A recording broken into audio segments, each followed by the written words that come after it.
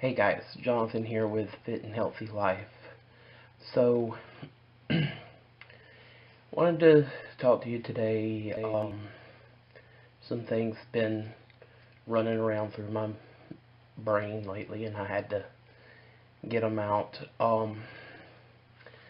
So if you watched my Why I Hate Diets video, um, you'll see that one of my biggest issues with diets and even the surgeries is they don't really address the underlying roots of gaining weight. And what I mean by this is, yes, it's simple to say that we gain weight because we overeat or we don't eat properly, things like that. But generally, for those of us who are obese, there's more to it. Yes, so anybody can just get into the habit of eating too much, and those people generally are somewhat overweight, maybe slightly obese. But when you get into the realm of morbidly obese, there's more to it than just, oh, I overeat. There's a cause for your overeating. It's kind of like the person who gets addicted to heroin. They didn't just say, oh, I'm going to shoot up some heroin one day and bam, they're addicted. There was a reason why they decided to do that in the first place. So, anyway, I wanted to talk to you about the roots of my issue. And this video may get a little emotional. I apologize, but this is one of the reasons why I started this channel, is so that we can all talk to each other about these things and work through what our causes might be. So, to begin with, I've been overweight for the vast majority of my life. I'm actually going to put a picture up on the screen right now. This is when I was 4 years old. This is probably around the last time, somewhere between 4 and 7. Here's another picture of me when I was about 7. I still wasn't quite overweight, but this is about the last time frame of when I was overweight, or when I was still skinny. I'm sorry. So, one of the big factors that caused me to start overeating, and this is with most people, this is probably one of the biggest causes, is truly depression. So, you see there in that picture when I was 7, we had just recently moved to the town I currently live in. And I was always a nerdy person. Still am. But I didn't really fit in with most of the people that I went to school with. And it really started, when you're in kindergarten and everything, and you meet your friends and, meet other students, there's really none of that, oh, you're different thing too much. We're still real young then. And so it's easy to carry that through, but when you then move to another school where you know no one, it's it's hard to, you know, really start making friends. And I even remember, you know, my first birthday after we moved here, um, having a birthday party and inviting all the students in my class, and no one showed up. After about an hour or so, a couple of people showed up, like one family, and I think it was mainly, it wasn't the decision of the kids themselves, it was more the parents' decision for them to show up. So this was my life for several years, and then around the time that I was in the 5th grade, I started developing some tics. So I would do like this constantly. And I didn't understand what was going on, and a lot of people just kind of made fun of me about it. They thought that it was something that I'd seen someone doing and was mimicking that, and it was just something I couldn't control. And I had already, been turning to food because still at this point didn't have a lot of friends.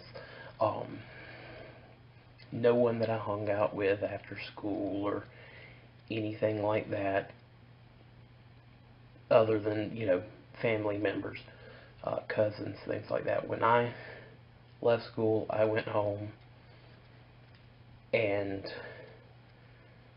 played on a computer, played video games, Nintendo, things like that, and ate. So, but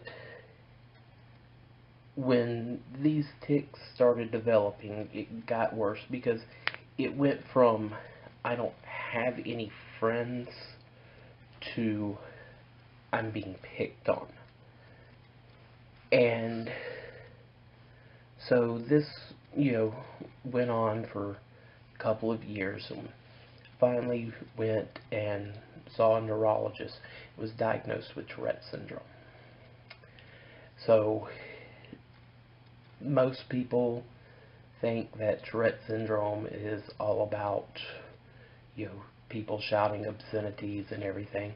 It really is just a series of motor and vocal tics. It generally starts, during adolescence. And I was 13 years old when I was finally diagnosed with it. So, anyway, when I started getting picked on, this is when the depression really started developing, and I started turning more to food. And the more I turned to food, the bigger I got, the worse things got. Then, finally, when I was probably in about 8th or 9th grade, I can't really remember which, I started going to this little weight loss center, and the best I can describe, the diet was kind of keto based. They, use the keto strips and everything like that, but they also use supplements and everything, so I'm not sure exactly how to call it. Excuse me a second. I'm getting a little dry mouth. So I'm not sure exactly what to call that diet. But, yeah, they didn't really address any of the issues. It was, this is how to eat, take these supplements, twice a day, whatever. And I actually lost a fair amount of weight doing that. I lost about 50 pounds. And again, I'm going to put up another picture. So I was in the marching band, still a big nerd. Um, but this is probably from my teen ages on. This is probably the thinnest that I ever was. Now, it's still kind of big for someone of that age, but it's a lot smaller than I've been since. And, you know, things started getting a little bit better at that time. People started understanding what was going on with me more, but I still, to this point, didn't really have too many friends. I had one friend by this point that we used to hang out sometimes after school, stay over at each other's house, things like that. But really, I didn't have a large group of friends. And so, lost a lot of weight, and then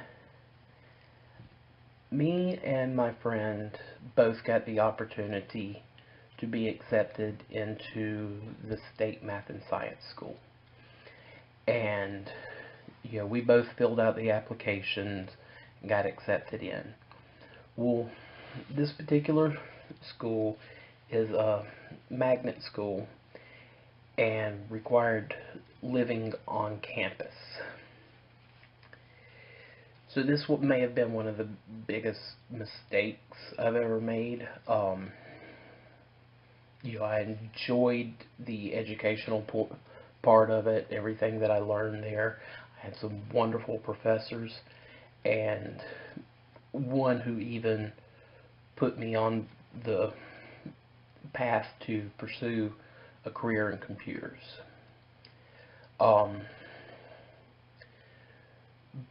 But it was the social aspect of that school that was the problem. So it's hard enough when you're growing up and going to school and you don't have a lot of friends, and you're picked on by people or bullied or something like that. But then at the end of the day, you can go home and you've got your family. But when you're living on the school's campus and you have no escape from all the people other than to maybe shut yourself in your room or something like that, it becomes a lot harder. And when I first went there, I had high hopes that, you know, finally this is somewhere where I'll fit in, because there will be more people like me there. And honestly, it was the complete opposite of what I was expecting.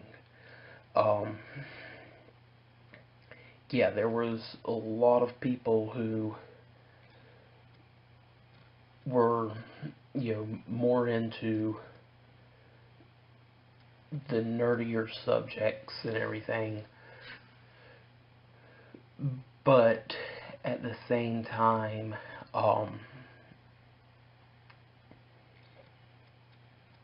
most of those people were from bigger cities. I'm just a small town hick. Grew up in a farming community, everything. I really did not fit in with anyone there. First day on campus, someone actually came up to me and said, "You don't belong here." And so, again, you know, I had no friends. Um, Even the friend that I had from my old school, we kind of drifted apart while I was there. And I turned back to eating. And one of the worst things was this particular school, the cafeteria had an all-you-can-eat thing. You just go up to the line, order what you want, and I really overdid it. And not only that, I became more sedentary in my lifestyle at this point. Not even wanting to get up and go to class. I did not want to be around the other people that were there. And because of the not going to class, they actually had me withdraw from the school. So I withdrew from the school and had to go to yet another new school because the the school that I had been going to was not offering some of the classes that I was taking. And so I had to go to a different school in order to be able to finish up everything. And finally at this school, I actually had a good group of friends that we did even sometimes hang out after school and everything, but I was never, this was my senior year by this point. So going to a school for just 1 year, I never really made it into the core group. But I will have to say there was a lot of great people at that school who did, bring me into the fold and everything, and I love those guys so much.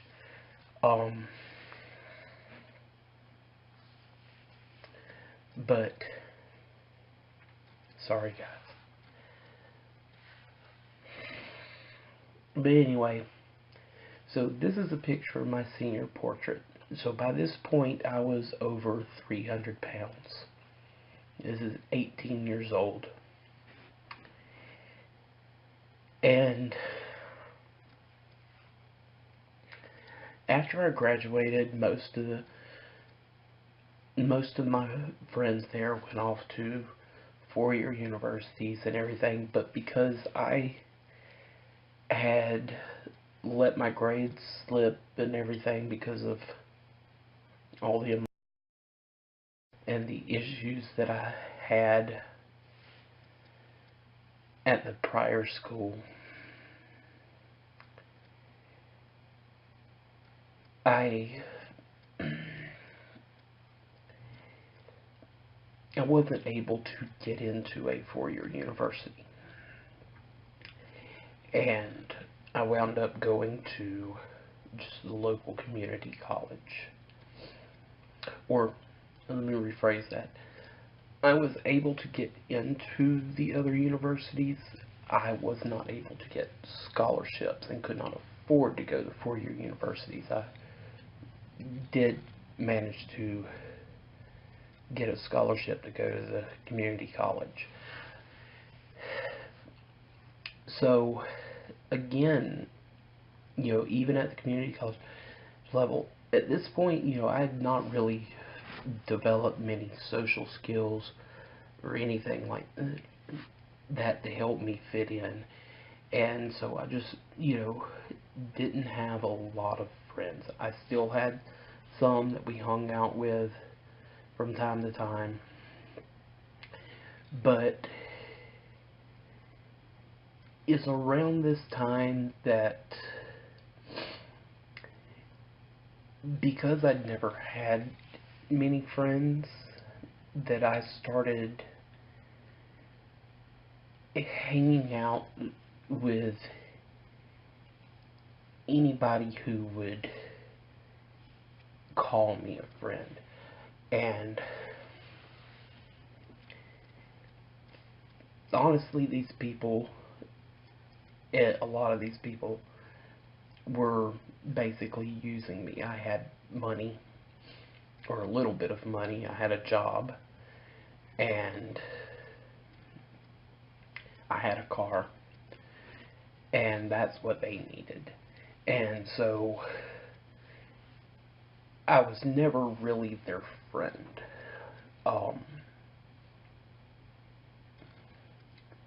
I was useful. But, so,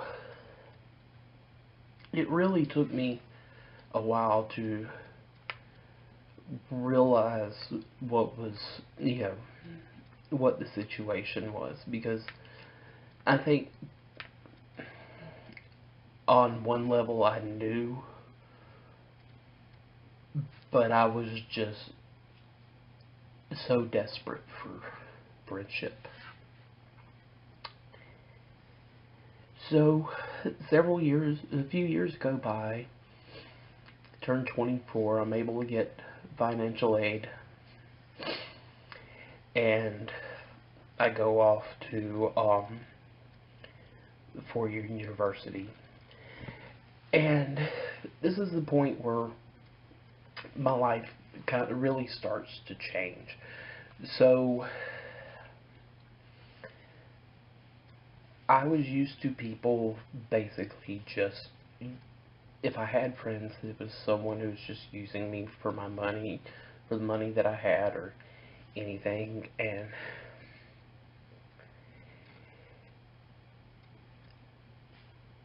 when I started this 4-year university, I met some people and,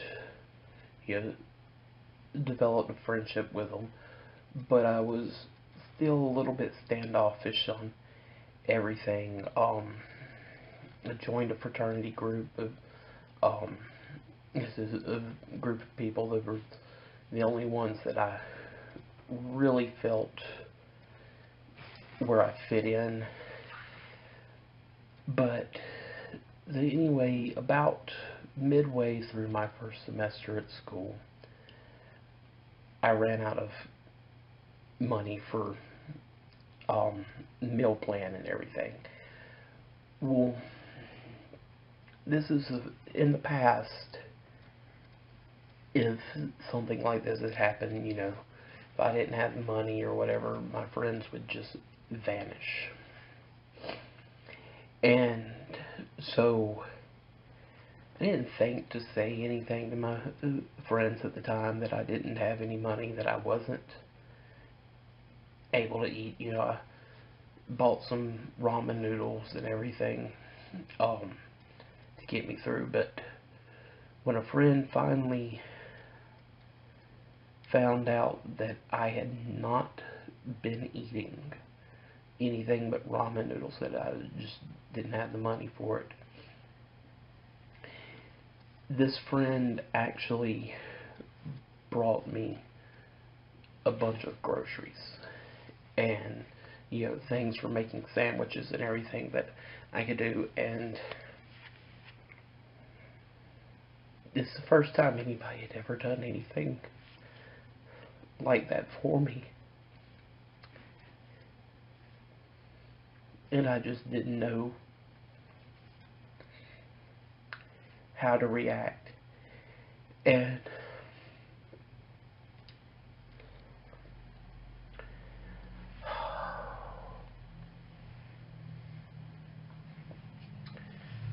sorry guys, I told you this was going to get emotional.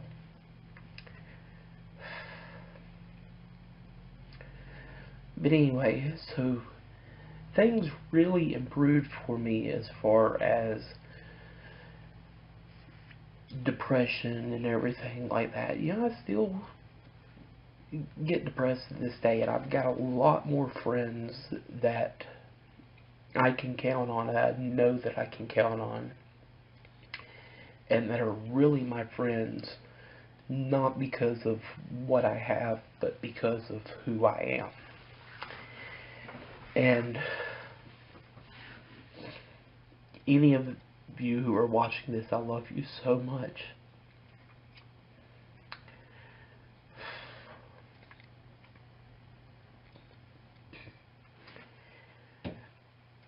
But they really helped me get beyond the depression that I'd experienced my whole life.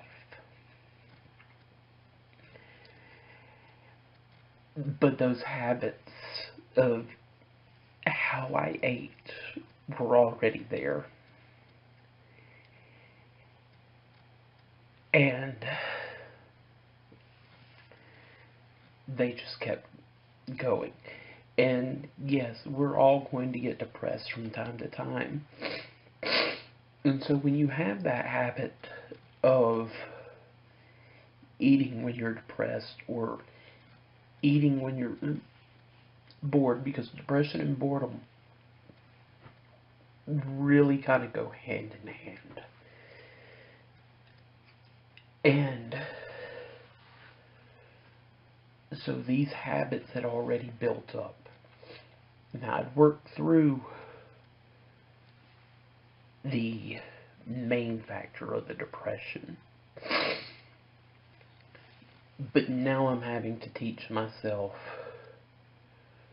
to get past those habits and how to handle situations when I do get depressed. And so I wanted to make this video to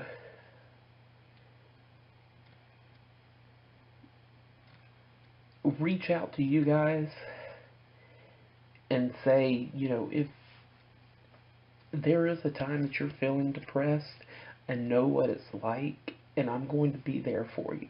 Just let me know. And I hope in turn you will do the same for me. But what I want to do now is I want to challenge you to talk about what are those underlying factors that led you to be where you were when you started your weight loss journey. And you can do that either just in the comments or make a video. Actually, I'm going to put the challenge as a tagged video.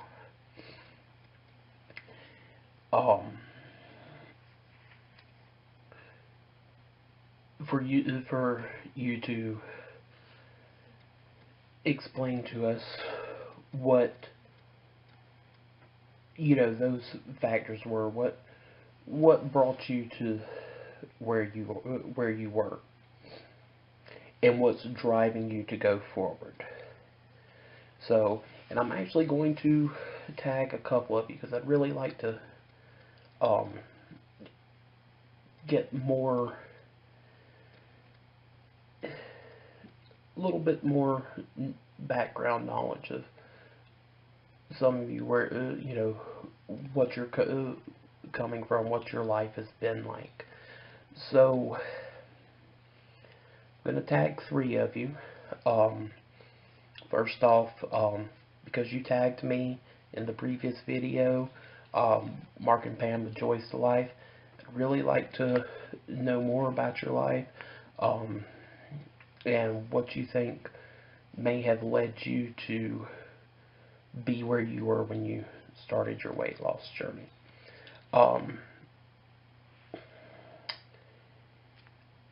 Erin with Life of a Wannabe Fit Girl. Really like to know more about your past and everything. You seem like a wonderful person.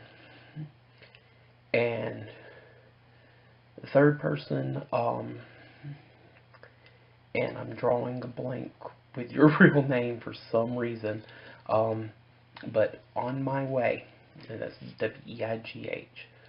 So I'm going to tag you 3, and I challenge you to actually tag others. Doesn't have to be 3, can be 1 or 2, however many you want. But I'd really like to know, I want to get this spread because I want us to all be able to work through what it is that caused us to be overweight to begin with. But anyway, guys, thank you for taking the time to watch. I know this was a lot longer than my normal videos, but it was a lot of stuff that I needed to get off my chest. But until next time, guys, I love you. Keep going. Don't ever stop. Have a great day.